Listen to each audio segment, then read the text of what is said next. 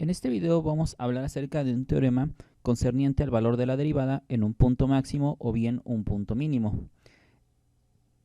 Este teorema lo enunciaremos como el teorema número 2, aunque también lo pueden encontrar como el teorema de Fermat.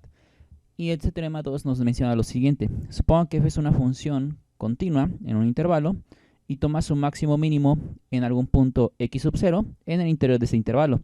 Si es que esta derivada existe, entonces al evaluar la derivada en ese punto x0, el valor tiene que ser igual a 0.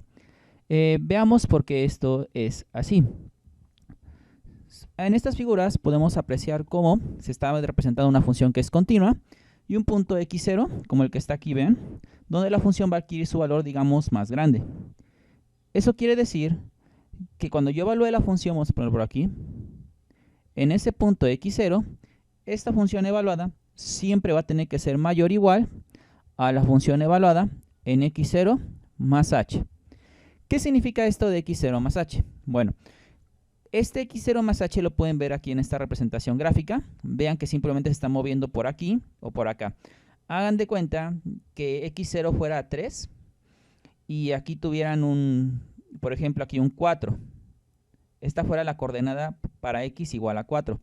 Entonces, para desplazarse de la posición 3 a la posición 4, el valor de h, ¿cuánto tuvo que haber sido? 1, porque 3 más 1 sería 4. Es decir, el x0 más h lo único que está representando es que ustedes se están moviendo alrededor de este x0, ya sea hacia su derecha o también se pueden mover hacia su izquierda, como ustedes están observando aquí.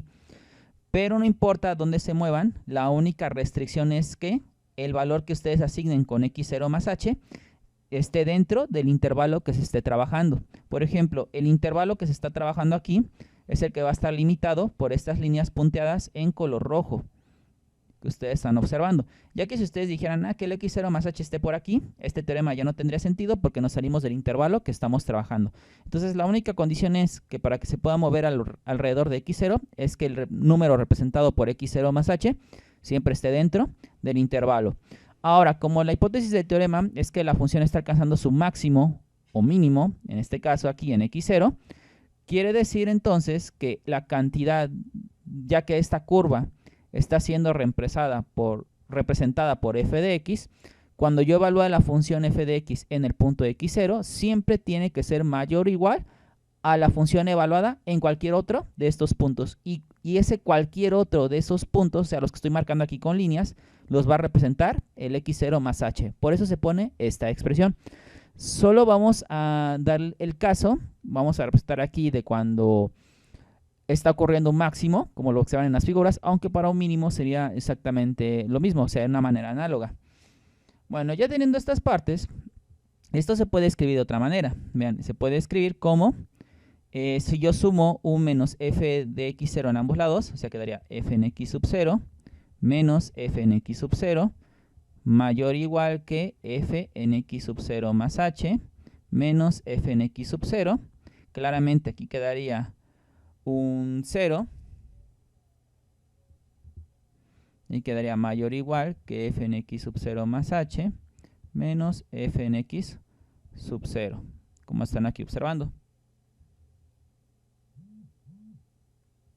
Entonces, esta desigualdad se puede reescribir de otra manera, como f evaluada en x sub 0 más h menos f evaluada en x sub 0 va a ser menor o igual que 0. Se puede escribir lo mismo porque en esta desigualdad estamos diciendo 0 es mayor o igual que esta cantidad. Entonces, lo mismo decir que esta cantidad es menor o igual que 0.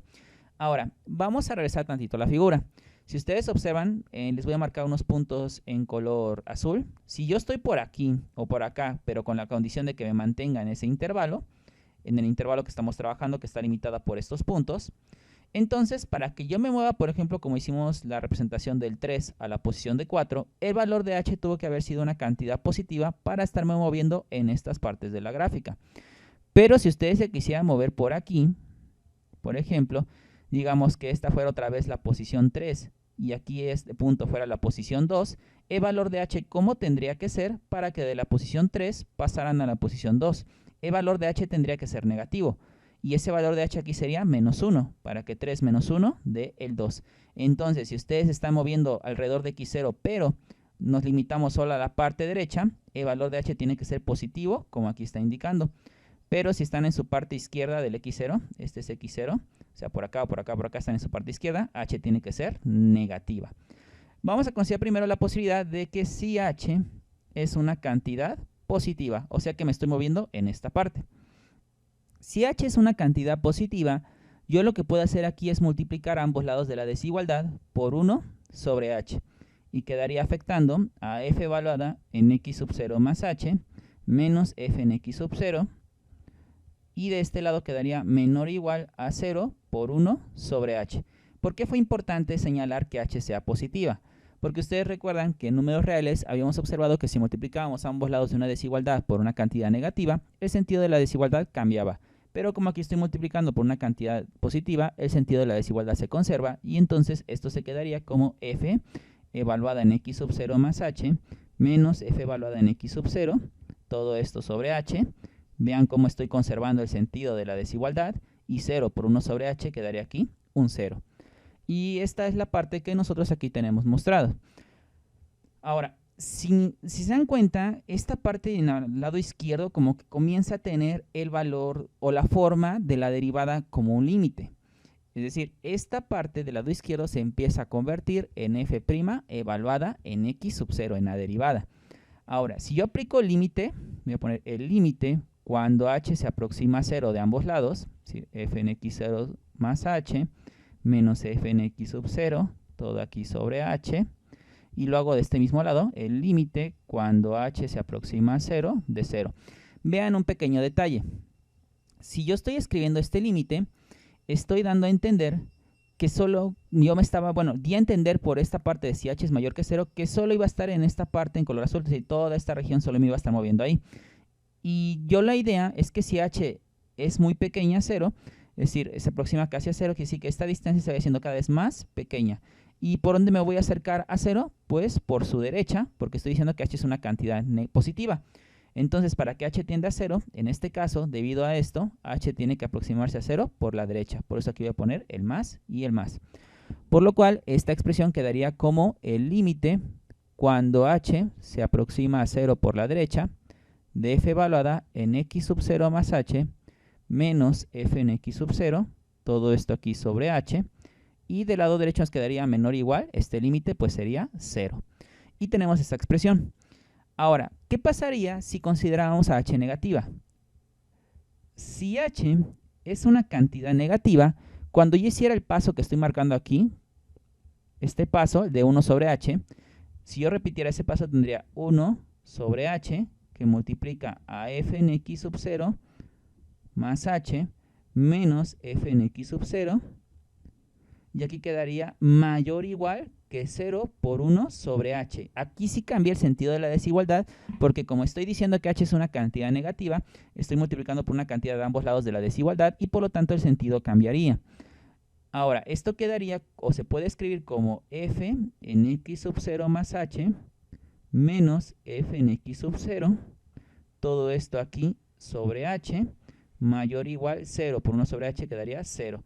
Ahora, si nuevamente aplico el límite, como indiqué aquí, vean, voy a aplicar el límite en ambos lados, el límite cuando h se aproxima a 0, y también voy a aplicar aquí el límite cuando h se aproxima a 0, de 0. Pero ahora como h es una cantidad negativa, solo me voy a aproximar a 0, ¿por qué lado? Pues por su izquierda.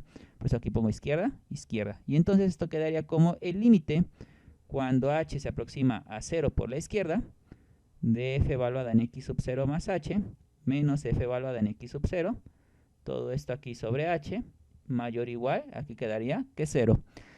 ¿Por qué lo apliqué el límite cuando h se aproximaba a 0? Porque si ustedes recuerdan en la unidad 4, la definición de la derivada como un límite, ese límite mostrado era cuando h se aproximaba a 0. Entonces tengo esas dos desigualdades. Y uno de los enunciados del teorema número 2 es si la derivada existe. Entonces, en el supuesto de que la derivada exista, la conclusión es que este límite tiene que ser 0. Pero como ambas desigualdades son ciertas, es decir, tanto esta desigualdad y esta desigualdad son ciertas, solo que una siempre es positiva o 0 y la otra es negativa o 0, como son, digamos, podemos hacer la analogía como límites laterales, izquierda y derecha, la única forma en que estos sean iguales y los dos sean ciertos es cuando esto sea igual a 0. Es Es decir, que f' en x sub 0 es igual a 0. Porque tanto esta desigualdad como esta desigualdad son verdaderas, pero la única donde ambas son verdaderas y coinciden es cuando sean iguales a 0, porque esta es mayor o igual a 0 y esta menor o igual a 0, y solo coinciden cuando son iguales a 0. Y como es la forma de la derivada en el punto x sub 0, podemos concluir que f' en x sub 0 es igual a 0. Y esto es lo que nos dice el enunciado de este teorema. Entonces vemos que es correcto. Ahora vamos a discutir un poco acerca de las hipótesis del teorema número 2. Las volvemos a visualizar. Dice, supongan que la función es continua en un intervalo, toma su máximo mínimo en algún punto x0 en el interior del intervalo y que si la derivada es que existe, tiene que valer 0. Bueno, podemos decir aquí ahora es que el máximo mínimo se alcanzaba en un punto intermedio del intervalo. Puede ser, por ejemplo, si ustedes observan esta figura, vamos a pensar que es la representación gráfica de f de x igual a x cuadrada, pero solo estamos limitando su gráfica en el intervalo cerrado 1,2, es decir, de aquí hacia acá. ¿Y dónde pueden decirme ustedes, por ejemplo, que ocurre, aquí está el 1 y aquí está el 2? ¿Dónde ocurre el mínimo? Aquí, ¿no? ¿Se dan cuenta? Aquí está el mínimo. ¿En qué coordenada? En x igual a 1 ocurre el mínimo. Y aquí sí lo pueden decir porque es un intervalo cerrado. Pero el mínimo ni el máximo se está alcanzando en un punto intermedio. Es decir, el teorema anterior solo garantiza que la derivada va a ser 0 si es que el máximo mínimo ocurriera por aquí o por acá, es decir, punto intermedio del intervalo. Por lo cual aquí vemos que la derivada existe, y si yo la encuentro, la derivada de x cuadrada es 2x, y si yo evalúo la derivada en x igual a 1, esto va a ser igual a 2. Vemos que la derivada existe, pero no me da la cantidad de 2. Eso quiere decir que si no se cumple el enunciado del teorema, tu conclusión puede ser falsa. Aquí vimos que no se cumplió el enunciado del teorema, ya que el punto mínimo se está dando en un extremo, por lo tanto la conclusión del teorema resultó ser falsa. Y aquí ustedes observan que el punto máximo se está dando aquí, pero es una esquina. Entonces ahí la derivada, ¿cuánto sería? No existe, puesto que es una esquina, como lo habíamos comprobado en la unidad anterior. Por lo cual aquí también nos da a entender que el máximo puede darse en puntos donde están esquinas, como las que están aquí mostradas, pero la derivada aquí lógicamente no existe y no trabajaría nuestro teorema. Ahora, imaginen la siguiente función, representada por x cúbica menos x, en el intervalo de menos 1 a 1, y su representación gráfica es esta, y nos dan unas coordenadas. La coordenada del primer punto es menos raíz de 3 sobre 3, 2 raíz de 3 sobre 9. Esa es la coordenada del punto que está aquí. Y la coordenada del otro punto es raíz de 3 sobre 3, menos 2 raíz de 3 sobre 9. Imaginen ustedes que no les hubieran dado la coordenada, es decir, que esta coordenada no existiera y esta coordenada tampoco existiera. Solo nos hubieran dado la pura gráfica. Y me pidieran decir, aquí puedes ver que hay un máximo y aquí puedes ver que está el mínimo. Quiero que encuentres su coordenada con lo que sabes hasta ahora. Nos podríamos apoyar del teorema número 2 que acabamos de decir. ¿Por qué? Lo leemos de nuevo para que lo puedan apreciar. El teorema número 2 decía que si una función era continua en un intervalo, veamos la función. ¿Es continua? Sí, no tiene ningún tipo de interrupción. Bueno, ahora, ¿qué más? Y si toma su máximo o bien mínimo en algún punto x0 en el interior del intervalo, si su derivada existe, entonces la derivada evaluada en ese punto donde está adquiriendo su máximo mínimo debe valer 0. Analicemos eso. El máximo y mínimo, el máximo aquí se está dando y el mínimo aquí se está dando. Y este es el intervalo que va de menos 1 a 1. Ahora, son puntos intermedios del intervalo que va desde esta posición que es menos 1 hasta esta posición que es 1. Sí son puntos intermedios. Ya se cumplió una más. Ahora, la derivada existirá en esos puntos. Debido a la forma de la gráfica, como no es una esquina, la derivada tiene que existir ahí. Así que se dan todo el enunciado del teorema número 2. Por lo cual yo podría decir, yo puedo encontrar este punto porque sé que como la derivada existe, cuando yo la evalúe en este punto, la derivada tiene que ser 0. Así que lo primero que yo voy a hacer es obtener la derivada de mi función. Y su derivada sería 3x cuadrada menos 1. De esa manera. Ahora, yo quiero saber cuándo la derivada va a ser igual a 0. Ya que yo sé que la derivada se va a convertir en 0 donde está corriendo tanto el máximo como el mínimo. Porque cumplió todo el enunciado del teorema anterior que ya demostramos. Por lo cual, en esta parte, si resuelvo esta ecuación, quedaría 3x cuadrada igual a 1. X cuadrada es igual a 1/3. Quitamos el cuadrado y quedaría x es igual a más menos raíz de 1/3. Hay dos posibilidades, raíz de 1/3 y menos raíz de 1/3. Y es obvio que salgan dos opciones, es decir, una la vamos a llamar x1, que va a ser más raíz de 1/3, y la otra la voy a llamar x2, que va a ser menos raíz de 1/3.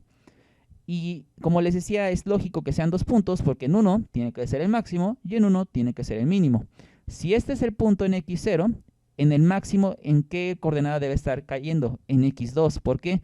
Porque aquí le corresponde forzosamente menos 1 sobre raíz de 3, y en esta coordenada, como es en el lado positivo del eje x, debe ser más 1 más raíz de 1/3, como aquí están observando. Ahora, yo ya sé dónde va a ocurrir, pero qué tan alto y qué tan bajo va a estar la gráfica. Pues bastaría simplemente con que nosotros evaluáramos la función original en estos puntos. Bueno, ya ustedes podrían decir, en las coordenadas iniciales que se nos proporcionaron, aquí decía menos raíz de 3 sobre 3, y aquí tienes menos raíz de 1/3. Significa lo mismo, porque menos raíz de 3 sobre 3 se puede escribir como menos raíz de 3 por 1 sobre 3. Y esto se puede escribir como aplicando la propiedad que la raíz de a por b es igual a la raíz de a por la raíz de b.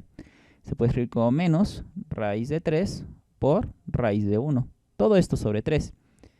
Y raíz de 3 entre 3, este es como si fuera, digamos, 3 a lo medio y este 3 a la 1. Los exponentes se restan porque son la misma base. Y quedaría un medio en la parte de abajo. Es decir, quedaría raíz de 1 sobre raíz de 3. Y aplicando la propiedad de que la raíz de a sobre b se puede escribir como la raíz de a entre la raíz de b, quiere decir que yo estoy en esta posición. Si lo comparan, lo puedo escribir de esta manera. Y se podría ver como menos raíz de 1/3. Y es lo mismo. Entonces es lo mismo. Ahora lo que yo voy a hacer entonces es, para saber qué tan alto está la gráfica, o sea, en esta parte, ya vi que le corresponde este punto porque es el negativo en las coordenadas de x. Evalúo la función en ese punto que es menos raíz de 1/3. Y esto me quedaría como, aparece una x, ¿por quién la voy a cambiar? Por menos raíz de 1/3. Sería menos raíz de 1/3, todo esto al cubo. Luego sigue menos el valor de x, que sería menos raíz de 1/3. De esta manera. Entonces tomaríamos todo eso y lo reemplazaríamos en nuestra calculadora y nos daríamos cuenta que efectivamente va a dar el 2 raíz de 3 sobre 9. Y entonces yo ya tengo las coordenadas para este punto. Ya las puedo expresar como menos raíz de 1/3, 2 raíz de 3 sobre 9. Y para encontrar la coordenada del otro punto, que es la parte más baja de la gráfica, utilizaría esta coordenada en x. Recuerden que utilizamos esta, que es la positiva, porque está situado el punto más bajo en el lado positivo del eje x. Por lo cual, yo lo evaluaría en el punto raíz de 1/3, y esto quedaría como raíz de 1/3 al cubo, menos raíz de 1/3. Y ustedes se darían cuenta que nos va a quedar menos 2 raíz de 3 sobre 9. Y entonces las coordenadas de este punto serían raíz de 1/3, menos 2 raíz de 3 sobre 9. De esta manera. Ya tenemos las coordenadas y todo esto nos pudimos dar cuenta solo con ver la gráfica gracias a nuestro teorema número 2. Que también puede recibir el nombre de teorema de Fermat. Es por eso de vital importancia. Continuaremos en el siguiente video.